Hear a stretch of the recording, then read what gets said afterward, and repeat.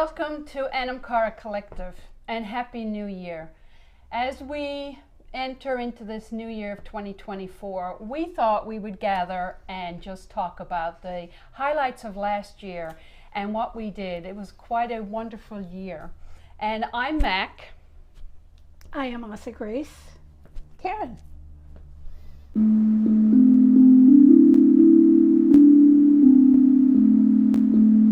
The theme for last year was 2023 Step Into Me.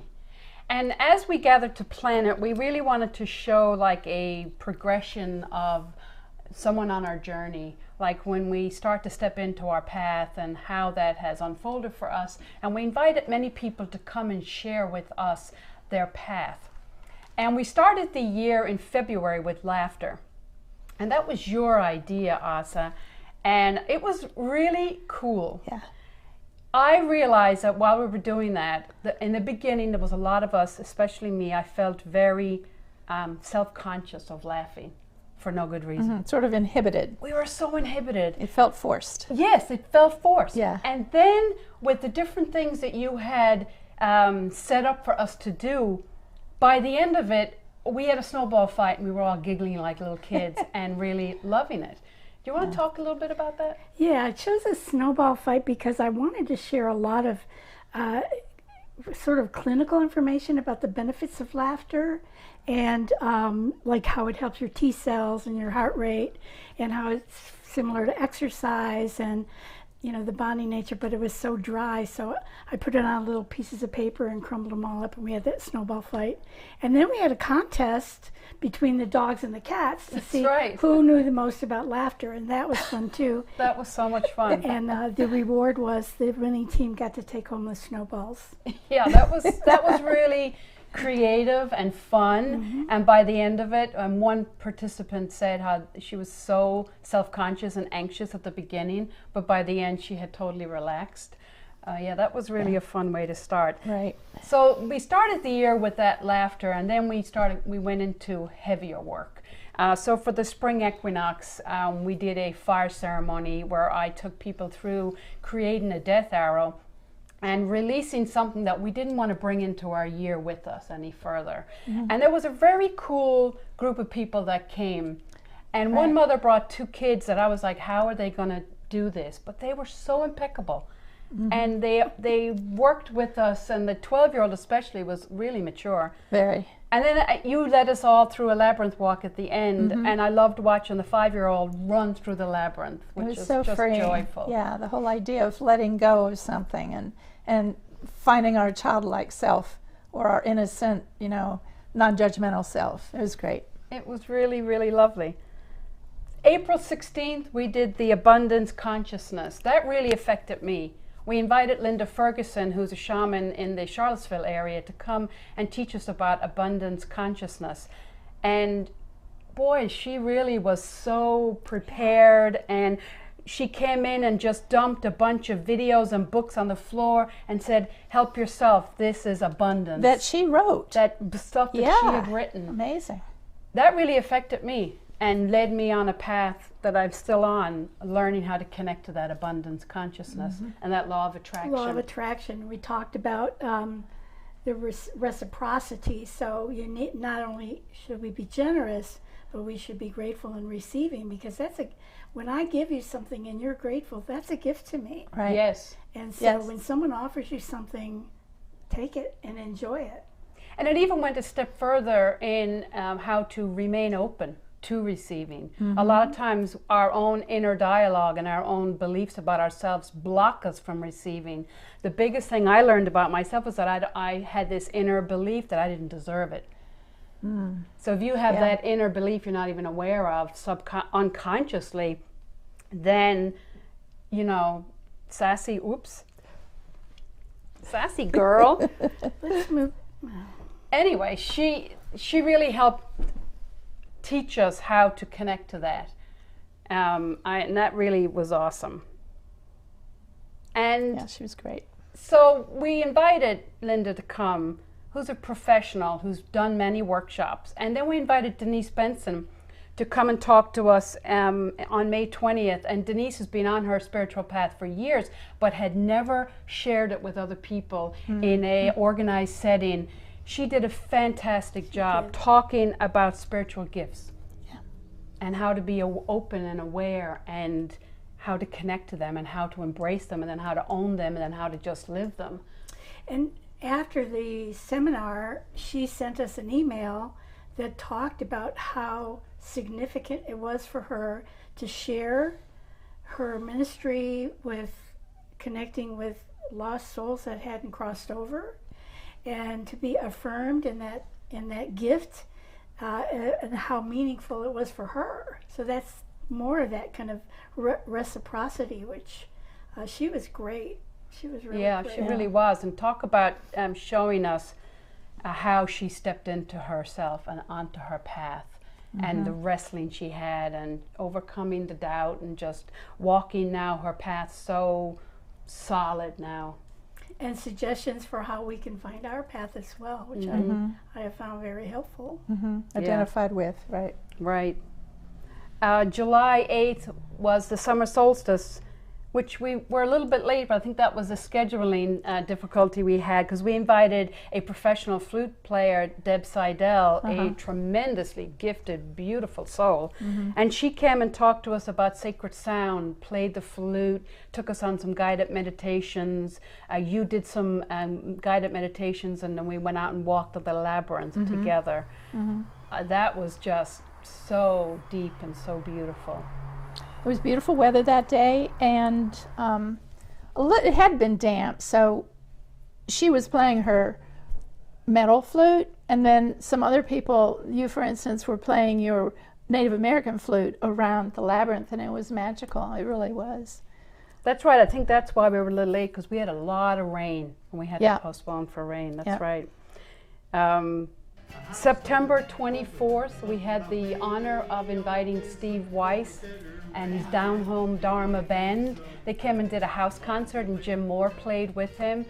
And again, we had a very mixed group. We had a lot of new people. That's something I noticed last year. At every gathering, we had at least 2 or 3 new people that came. And of course, we love to see new people come. That was a really cool gathering of people, and we were sitting up on the stairs, and we were sitting out behind, because there was a lot of people. Right. Again, it had been pouring rain. It was meant to be an outdoor concert, but you know, it had been raining so much, my yard was just a mud. So we brought it indoors, but still, it was fantastic. And of course, Steve is a beautiful soul, and he took us through his spiritual journey, how he found himself and walked his path, and he had set it all to music. It was quite awesome. Fascinating. Yes. In October, on the 21st, I did a class on co-creating with the divine, and that was kind of piggybacking on what I'd learned from Linda on the abundance consciousness. It was the journey I'd been on since then, and how we co-create with the divine. I really enjoyed that class. And then November 11th, we invited Lynn Lady Hawk to come and do a dreamer's circle. Lynn has trained extensively with the Lakota tradition for the Turtle Woman's Dreamer Circle. That is always a tongue twister for me. And it wasn't a Turtle Women's Dreamer Circle. You can keep this in the video, by the way. It's quite funny. But she still is teaching that medicine, the medicine of dreaming. We shared a couple of dreams that were like, wow. Well, these 2 people had these dreams. One had repeating dreams since she was a child, never understood it, and the other one had a dream after coming back from Egypt that was really deep, and just the insights that everybody had in the circle was amazing. And the experience of being in a circle of people who are all tuned into their gifts and their spirit and their intuition, and how spirit used us to reframe those dreams so that they were very empowering for the folks that were able to do that. And it was just to be able to do that together was awesome. That really And it was fascinating how we were asking questions of the dreamer. We weren't telling them. I think you know, it was asking questions, and then they would reflect on the question and how maybe what it brought up in them about the dream. And the new realizations were amazing, which, you know, whether it was a morsel of a dream or it was a whole dream, it really was fascinating to me. Right.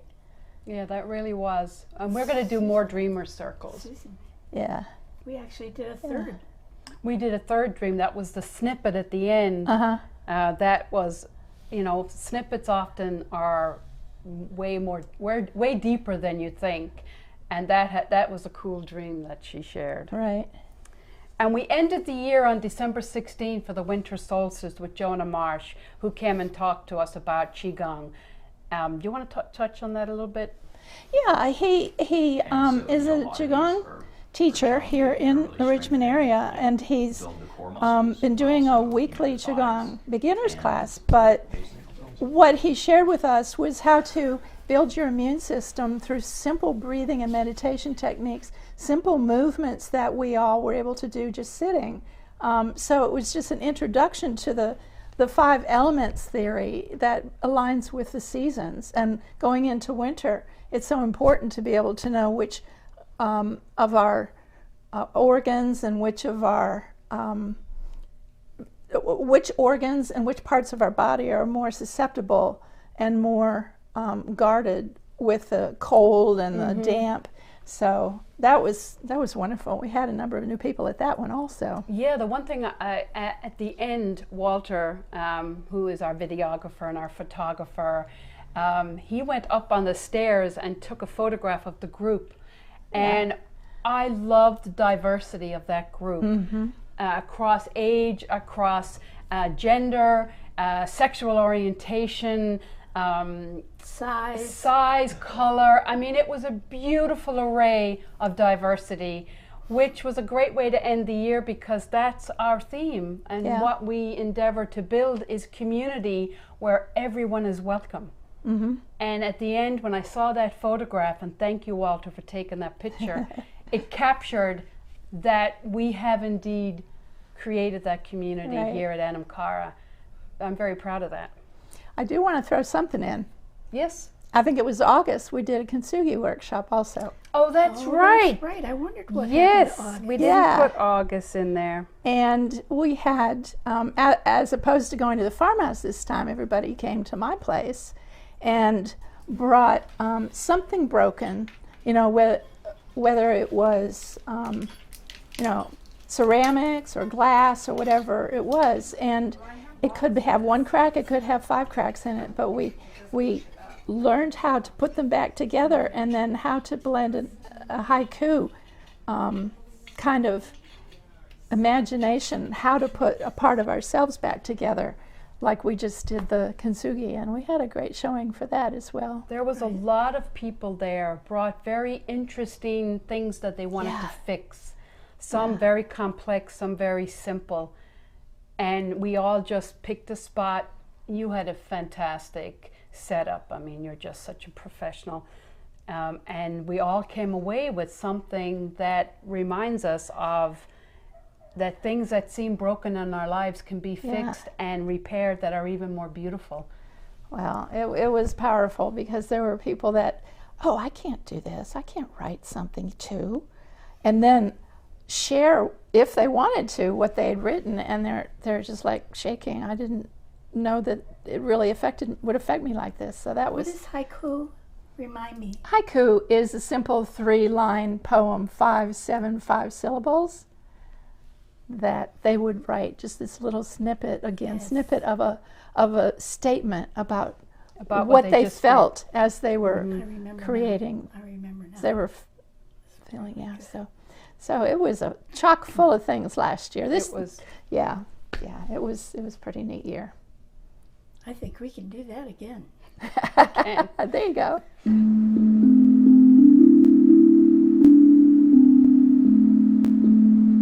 So now we begin 2024. And we had a planning session, which we do every year. And Karen just came up with the theme for the year that was absolutely spot on. And it is peace within, peace without. Yeah, as we started, I mean, that came after we started. What do? We do this and this. And then the whole idea of the world being so upside down right now. And where does it start? Within. Right. So, yeah. I said that when I think of world peace, I feel hopeless and helpless. And one of the messages I'd gotten when I walked the labyrinth was you have to find the peace within yourself first before you can begin to create the peace without. And I didn't even share that with you until after you said it. So that's our theme, peace within, peace without. And we're going to start at the spring equinox. So March 23rd at 1 o'clock, we're going to meet at a woman's house who came to our last session last year, December 16th. She came to the winter solstice. She has a beautiful butterfly labyrinth that Karen, you built on her property in Richmond. A couple years ago. And she walked our labyrinth at the farmhouse, which is a triple spiral labyrinth, and she offered to open up her labyrinth for us.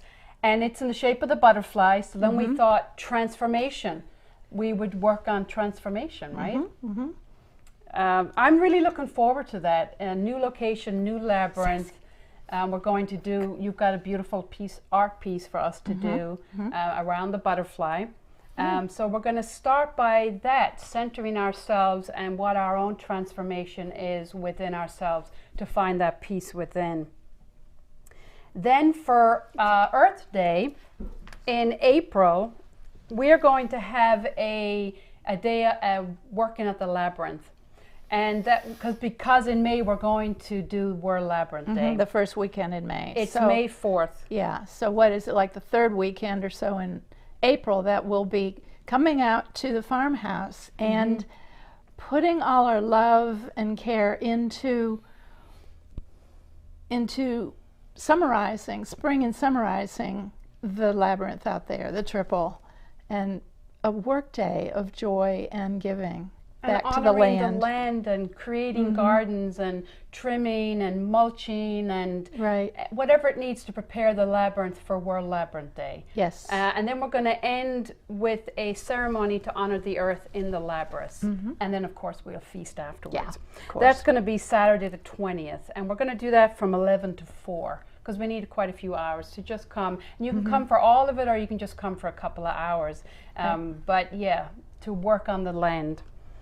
So then on May 4th, we're doing World Labyrinth Day. You want to talk about that a This little is bit? international day of honoring the peace within, the peace without, how to spread the message of peace around the world, walking as one at one, starting in usually Australia, and then at 1 o'clock around the world, people walk either a land labyrinth or a finger labyrinth, a virtual labyrinth, everyone at 1 o'clock. And so that's why we've not really done this before, and it's exciting to think that we'll be on the World Labyrinth Locator, on the Veriditas website, and those who have helped us prepare the labyrinth for that will be especially honored to be part of the World Labyrinth Day as part of the world intention. And I want to say I am so glad that we're doing this, because I've had this idea for quite a while that we who have peaceful intention need to do it together in an international way. And what better way to put peaceful energy into a world that is riddled with a negative, angry, spiteful energy. Yeah. I'm excited. I love the idea of that wave of peace circling the earth. Oh, it's amazing. It really is. And afterwards, we're going to stand around and ring the bells for peace, like we did for Ukraine last year, which I really loved. So that is on May 4th. Right. That's open to everybody. Yes. We're actually going to be on the website, you said, so anyone can show up. We don't know who's going to come. And then we're going to end this half of the year with the summer solstice, which I am super excited about because we're going to have a sound bath by Morgan. Wendy Morgan. Wendy Morgan's coming. You want to talk She's about a sound Wendy? healer. She Okay. literally, she's a yoga practitioner, and she does sound healing workshops all over the city every month. She's just amazing. I met her at the Alchemist shop, and she's excited about doing this. She will be coming, and Asa, you've been part of her sound bath. I haven't even gone to one I of haven't her gone to a sound to bath. one of I her went to workshops. energy healing Yeah, workshop. yeah, okay. Rhonda and I. Mm-hmm. Hi, Rhonda. Yeah, I'm looking forward to meeting Wendy Yes. and to be a part of that sound bath. Yeah, she's very excited about doing it in the triple because she's never worked with a triple labyrinth before. Mm-hmm. So Yeah, that's really That's- great. And the yes, sound gong yeah. is amazing. She will bring all these amazing instruments, and from crystal bowls to tuning forks to drums to the gong. I mean, the gong is huge, and it'll be magical. It really will. So to find out about what's coming up, all that we talked about, and even for the second half of the year, you can just subscribe to our YouTube channel, and every month we'll put out a video a month before the event, and it will give you the details of what to expect. You can also subscribe to our email for our newsletter at Anam Cara Collective13@gmail.com, and that will be on the screen below. And that way you'll get our monthly emails, which will have the videos embedded. We'll also have more details, and then what to bring. And we usually end events with feasting, so if you sign up, how to sign up. We're also going to launch our new website this year, which we're super excited about. That is in progress, but it will be launched pretty soon. And then, of course, you can just go on our website and find out all about our events. So we are going to have a wonderful 2024. You are all invited. It doesn't matter who you are, just come as you are. Bring your gifts, your talents, your light, and let's share them with us. And we're going to end with, so last year we said sláinte, which is Gaelic for to your health, but this year we're going to say Síocháin, which is Gaelic for peace. So Síocháin. Khan.